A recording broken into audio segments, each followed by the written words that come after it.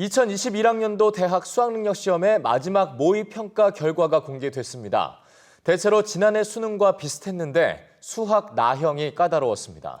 네, 코로나 여파에 따른 재수생 강세는 없었지만 성적대별로 학력 격차 현상은 뚜렷했습니다. 서연아 기자와 분석해 보겠습니다. 네, 서연아 기자. 자, 일단 성적 분석 결과부터 좀 보죠. 코로나 상황이지만 대체로 변별력은 좀 유지한 걸로 보이네요.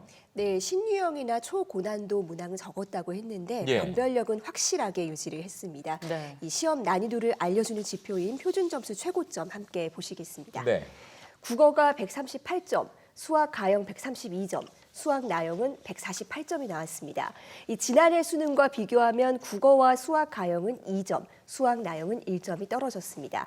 이 표준 점수가 수험생들의 상대적 성취를 나타내는 지표인데 시험이 쉬우면 떨어지는 경향이 있습니다.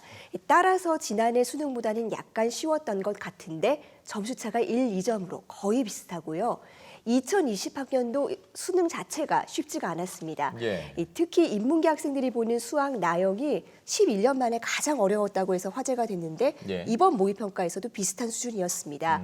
절대평가로 치러진 영어 같은 경우에도 작년에는 1등급이 7.4%였는데 이번엔 5.8%로 많이 줄었고요. 네. 한마디로 말하면 국어, 수학, 영어 다 만만치는 않았다는 겁니다. 예. 네. 12월 3일 이 본수능에서도 일단 이 정도 난이도를 예상하고 막바지 준비에 최선을 다해야겠습니다. 네. 자, 코로나의 여파로 고3들 개학이 5주나 늦춰지면서 사람들이 이제 학습 결손을 많이 우려했었는데 결과 놓고 보니까 모의평가 결과긴 합니다만 재수생 강세가 두드러지진 않았던 것 같아요. 예, 특별히 재수생 강세는 없었다는 게 교육당국과 입시기관들의 일치된 평가입니다. 하지만 학력 격차를 두고는 말들이 좀 엇갈립니다. 이 교육과정평가원은 특이사항이 없다고 했는데 실제 성적 분포를 보면 있습니다. 이 영어 과목인데요. 작년 9월 모의평가와 비교하면 1등급 비율은 비슷합니다. 예. 그런데 2, 3등급, 그러니까 이 중상위권 비율이 올해 9월 29.6%로 작년보다 많이 줄었습니다. 네. 이 5등급 이하 하위권 비율은 43.8%로 작년 9월 37.9%보다 또 큰 폭으로 늘었죠. 그러네요. 전체적으로 보면 이 중상위권은 줄고 하위권은 늘어서 학력 격차가 많이 벌어진 겁니다. 예. 이 추세가 6월 모의평가에도 비슷했는데요. 이 코로나 여파로 학력 양극화가 현실화된 것 아니냐라는 지적이 나오던데 문제는 영어가 절대평가다 보니까 원래부터 좀 난이도 따라 등급간 비율이 출렁이는 경향도 있기는 합니다. 네네. 예. 그래서 확실하게 좀 이렇게 말을 하기는 어려운 상황인데요. 한 가지 분명한 건 내일이 이제 드디어 수능 50일 전인데 바로 이 시점에서 영어 점수가 어느 만큼 안정이 돼 있느냐에 따라서 좀 향후 다른 과목에 투자할 시간을 배분하는 데 영향을 많이 미칠 것 같습니다. 네, 영어 점수의 안정화. 이 외에도 좀 이번 모의평가에서 지켜봐야 할 특징들 어떤 게 있을까요?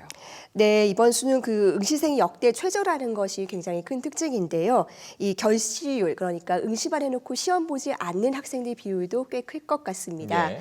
6월 모의평가 결시율이 18.2% 정도 됐는데 이번에도 20%로 나타났습니다. 그리고 전체 응시생 대비 비율을 놓고 따지면 재수생 비율이 또 역대 최고입니다. 수능 시험은 상대평가다 보니까 이렇게 되면 등급 간의 분포가 아무래도 좀 요동을 칠 수가 있습니다. 그렇죠. 평소 성적을 유지를 했더라도요. 1, 2점 차이로 등급이 내려가는 현상이 벌어질 수도 있기 때문에 네. 수능 최저 학력 기준을 놓치는 경우도 발생할 가능성이 높아집니다.